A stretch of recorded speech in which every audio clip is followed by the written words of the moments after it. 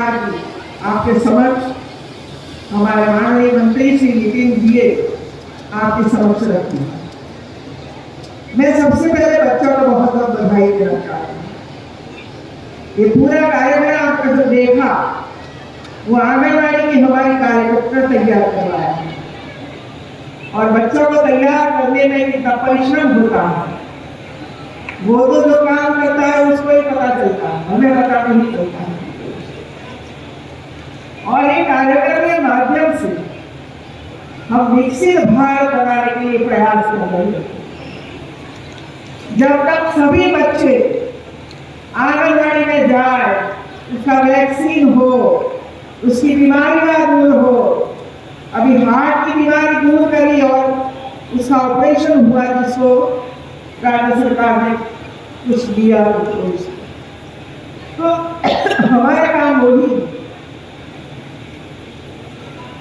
दूसरा, आपदा प्रबंधन।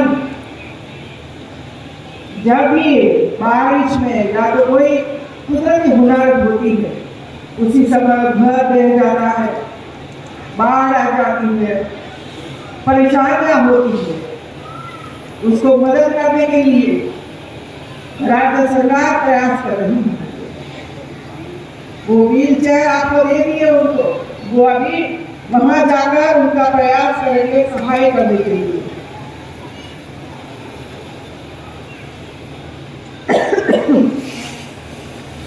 हमारे कार्यकर्ताओं को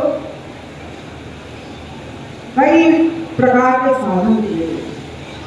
वो साधन के माध्यम से बच्चे आंगनबाड़ी में आएंगे, पढ़ेंगे, बैठेंगे, लिखेंगे, प्रवृत्तियां करेंगे और अपना स्वास्थ्य को भी अच्छा बनाएंगे और वो कभी भी शिक्षा में पीछे नहीं जाएंगे।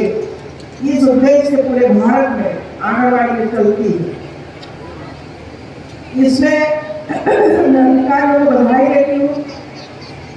एक हेल्थ किट भी इसमें दी गई और एक हेल्थ किट में छोटा सा टॉवेल होता है सफाई करने के लिए, नेल कटर होता है। हम हमारे सामने बच्चों ने बताया नेल कटर, नाखून काटो भाई, बीमारी नहीं होती। कोम है इसमें बाल सजाने के लिए, कंघी करने के लिए। आईना है इसमें, दिखाओ बच्चे कैसे लगते हैं। ऐसी सारी चीजें ये हेल्थ किट में है। मैं अधिकारियों को बधाई देती हूँ। जहां मैं जाती हूँ वहां जितनी बातें मैं करती हूँ सभी बातों का इम्प्लीमेंटेशन वे करते रहते हैं। मुझे खुशी है। ये काम करना ही चाहिए हेल्थ की दृष्टि से। हमारे जितने क्षय वाले, टीबी वाले मरीज थे सबको पोषण पोषणी दिए। स्वस्थ समाज बनाना है। विकसित भारत का एक लक्ष्य भी है कि भारत को टीबी में से मुक्त करें और इसी वजह से हर घर में टेस्ट होना चाहिए और यदि उसको टीबी है तो उसको समाज, सरकार सब उसको मदद करे और 6-8 महीने तक जब हम देते रहते हैं तो टीबी वाला मरीज टीबी में से मुक्त हो जाता है और आज तक लाखों मरीज टीबी में से मुक्त हो चुके हैं। इसके लिए मैं स्वास्थ्य विभाग को बहुत बहुत बधाई देती हूँ। ये काम हमारा है और करना चाहिए। जो बच्चियां आज कस्तूरबा गांधी विद्यालय में पढ़ती हैं,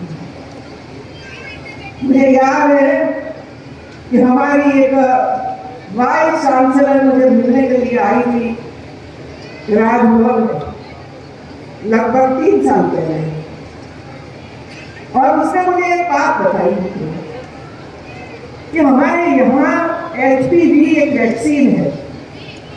जो वैक्सीन 9 से 14 साल की उम्र वाली बेटियों को दी जाती है तो उसको कभी भी कैंसर नहीं होगा। आप सोचिए, सबसे ज्यादा कैंसर उत्तर प्रदेश में है और सर्वाइव कैंसर, गर्भाशय का कैंसर, आज हमारी बेटियां मर रही है, कैंसर ग्रस्त है। उनको ही बचाने का प्रयास करना ही चाहिए। और जब उसने मुझे बताया, मैं सही बोलूं तो मुझे पता नहीं था, तुरंत मैंने राजभवन में जितनी हमारी बेटियां थी ये सबको वैक्सीन दिलवा दी। फिर धीरे धीरे करके सभी जिलों में वैक्सीन दिलवाने के लिए प्रयास किए, सभी यूनिवर्सिटियों को इसमें जोड़ा गया, कॉलेजों को भी सहयोग करने के लिए प्रयास किया, समाज को भी प्रेरित किया कि आप 2 बेटियों को वैक्सीन लगवा दीजिए, आप 3 बेटियों को वैक्सीन के लिए पैसे दीजिए और हमारी नौजवान बेटियों को बचाइए। और मुझे पता है कई जिलों में कार्यक्रम आरंभ हुआ और आज तक मैं मानती हूँ लगभग 1.5 लाख से ज्यादा बेटियों को ये वैक्सीन मिल रही है। मित्रों, अभी भारत सरकार ये वैक्सीन मिले इसके लिए प्रयास कर रही है और मैं तो प्रार्थना करती हूँ कि जितने भारत में हमारी बेटियां हैं वो कैंसर ग्रस्त न हो जाए, हमारे बच्चे अनाथ न हो जाए और घर परिवार टूट न जाए, इसके लिए सबसे पहले ये काम करने की जरूरत है। हमारे अधिकारियों ने काम का आयोजन किया। कस्तूरबा गांधी विद्यालय में 100 बच्चियां होती है, पढ़ती है और हर जनपद में 8, 10, 15 ऐसी बच्चियां पढ़ती है। तो प्रारंभ वहां से किया है, धीरे धीरे करके सरकारी प्राइमरी स्कूलों में ये वैक्सीन का आरंभ कीजिए और सबका समाज सहयोग करे, समाज सहयोग करे। और मैं आप सबको भी ये बताना चाहती हूँ कि आपने सुना आज आपके घर में 9 से 14 साल की बेटी है तो 1-2 दिन में वैक्सीन दिलवा दीजिए और आपकी बेटी को कैंसर से मुक्त करवाइए। वो ही आपके लिए पुण्य है। बेटी को बचाना वही पुण्य का काम है। हमारी एक बेटी ने दहेज के प्रथा पर मिलल संकल्प करिए, बेटियों को दुखी क्यों करती है, बेटियों को झुकाना, बेटियों को काट देना, बेटियों को घर से बहू के रूप में आती है लेकिन उसको भुला देना और कई कितने प्रकार के घटनाएं हो रही है। अभी मेरठ में जो घटना हुई, 2 लोगों ने मिलकर पति को मार दिया। अभी औरैया में घटना हुई, 2 लोगों ने मिलकर पति को मार दिया। ऐसी तो कई घटनाएं देश में हो रही है। कहां हमारा समाज जा रहा है? बेटियां क्यों ऐसा कर रही है? पति क्यों ऐसा कर रहा है? यदि आपको पति पसंद नहीं है, यदि आपको बहू पसंद नहीं है, पत्नी पसंद नहीं है, तो डाइवोर्स का मार्ग है, सही रहिए और सोचिए। तुरंत पुलिस पकड़ लेती है, 15 साल, 20 साल, 25 साल की सजा हो जाती है। तो जो उद्देश्य से पति को मार दिया, जो उद्देश्य को पत्नी से मार दिया, क्या इसके बाद आप कुछ भोग सकते हो, आराम कर सकते हो, खुश रह सकते हो? आपकी जिंदगी तो जेल में ही बितानी पड़ती है और घटनाएं हो जाती है। और मैं ये मानती हूँ हमारा भी दायित्व होता है परिवार का कि हम हमारी बेटियों को, बेटों को इसका संस्कार दें कि ऐसी समस्याएं घर में न बने, इसके लिए परिवार सज्ज रहे। बेटियों को भी सज्ज रहने की जरूरत है। अपनी पसंदीदा पति प्राप्त करने के लिए ऐसे लोगों को पसंद करना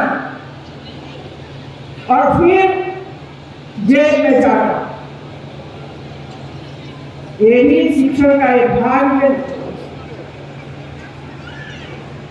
रेप हो जाता है,